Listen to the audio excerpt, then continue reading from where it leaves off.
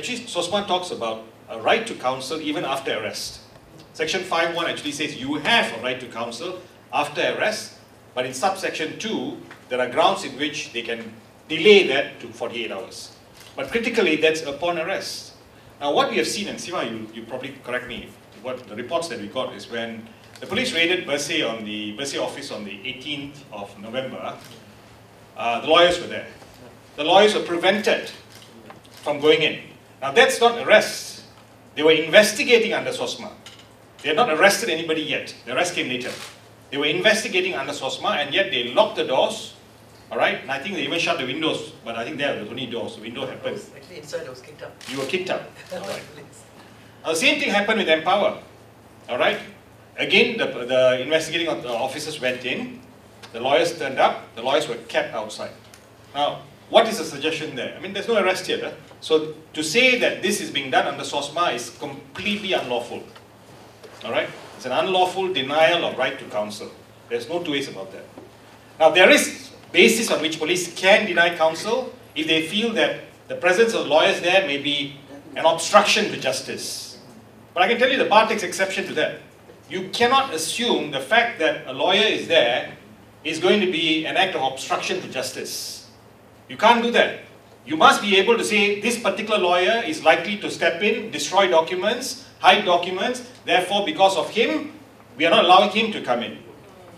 But there's no presumption just because a lawyer is there, and a lawyer is there to advise all of you members of the public as to your rights, he's going to be obstructing justice. Now, we all have become immune to this, We accept this as if it's normal. Do you know how serious this is? It's serious for us, and it's even serious for the investigating authorities. Because if the lawyers are there, whatever evidence that is gathered, the integrity of that evidence is actually pretty much confirmed. Because there can be no real suggestion there's been tampering, there's been planting, because your lawyer was there. Your lawyer was there, he was watching you, he was advising you. So it helps the process. We don't need to get into this argument that you planted something. We don't need to get into this argument that you tampered with something, because your lawyer was there. Likewise, you're entitled to have your lawyer there, because you can say certain documents, I can't reveal this. If you want this document, well, you may need to get a court order. And the lawyer you will want the advice of your lawyer before you act. So if they decide to ignore that advice and take action against you, you have a cause of action. Now that's why the Constitution guarantees that a lawyer can be present. SOSMA guarantees that there can be a lawyer upon arrest. Now this is before arrest. And even if after arrest, look at the conditions, there are very strict conditions on which you can be denied counsel.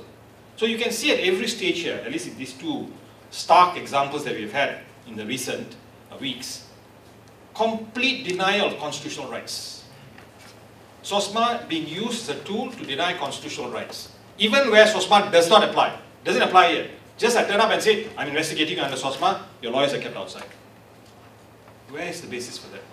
So, members of the bar, you know this, members of the public, you must insist on right to counsel. That is your right.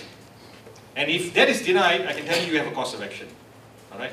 And as far as the Bar Council is concerned, I will repeat this again. We take exception if you consider the fact that a lawyer is there to mean ipso facto that we are an obstruction to justice. We are there actually to aid the administration of justice. Let's get that clear.